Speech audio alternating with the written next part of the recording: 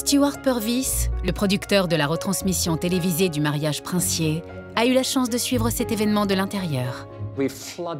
Nous avions inondé Londres de caméras. Il y en avait dans la cathédrale Saint-Paul et dans les rues. Toutes les images n'ont pas été diffusées. L'ensemble fait penser à un numéro spécial composé de photos complètement inédites. Nous l'avons intitulé « Un mariage dans la famille ». Nous voyons en ce moment des images que les spectateurs n'auraient jamais pu voir avant. Le documentaire n'est diffusé qu'une seule fois. Nous l'avons inhumé des archives où il est resté enfoui plusieurs années. C'est donc la première fois depuis leur diffusion initiale que nous voyons ces images. Elles offrent un incroyable aperçu de la reine, comme monarque et comme mère. Je crois que sur le moment, les gens ont vu une reine très solennelle. C'est ce qui ressortait le plus. Mais quand on regarde ces images en détail aujourd'hui, on se rend compte à quel point elle apprécie cette journée. Elle est détendue et joyeuse.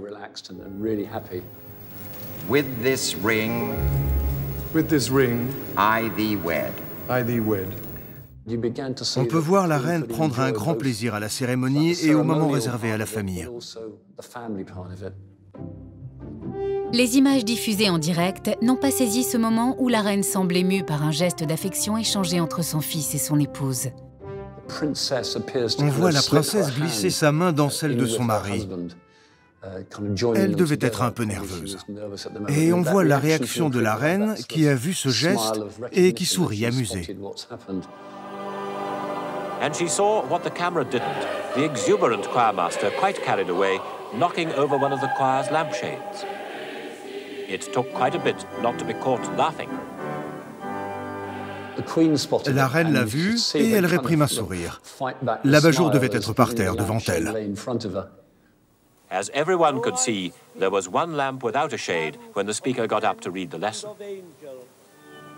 Ce sont des réactions très humaines. Elles nous rappellent qu'il ne s'agit pas seulement de la reine, mais aussi de la mère du marié.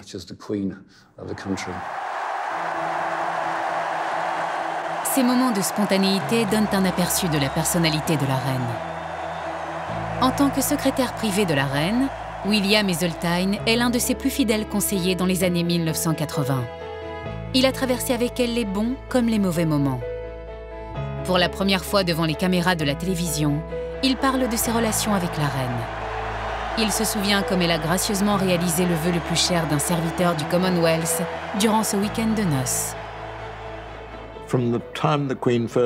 Dès les premières visites de la reine au Tsonga dans les années 1960 et 1970, un membre de l'entourage monarchique local s'est démarqué. Et il était particulièrement apprécié. Lors des banquets tongiens où l'on servait traditionnellement du jus de coco, Molly surgissait de derrière un arbre avec un plateau en disant « Gin tonic ». À l'annonce du mariage princier, Molly écrit à William Heseltine et lui demande s'il peut servir au palais pendant les festivités. J'ai demandé au grand maître de la maison royale « Est-ce que vous pourriez prendre Molly à votre service ?» Il m'a répondu « En aucune façon. Il n'est pas question d'avoir un inconnu au palais. Je veux mon personnel, des gens qui savent ce qu'ils font. » Alors j'ai dû ruser. J'ai dit à la reine que Molly m'avait fait part de son souhait de venir. Et elle m'a répondu « Bien sûr qu'ils viennent. » Molly sert les boissons à la soirée officielle donnée la veille du mariage. À sa grande joie, c'est vers lui que la reine se dirige à son arrivée, non vers les dignitaires présents. La première personne que la reine a vue en arrivant, c'était Molly. Plus rien n'existait. Elle est allée droit vers lui. « Hello Molly, comment allez-vous » Il était l'homme le plus heureux du monde.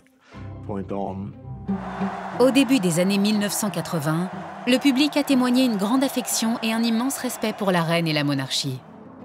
Mais cette décennie ne sera pas sans remous, surtout sur l'échiquier politique, qui voit l'arrivée d'une autre femme de pouvoir, Margaret Thatcher.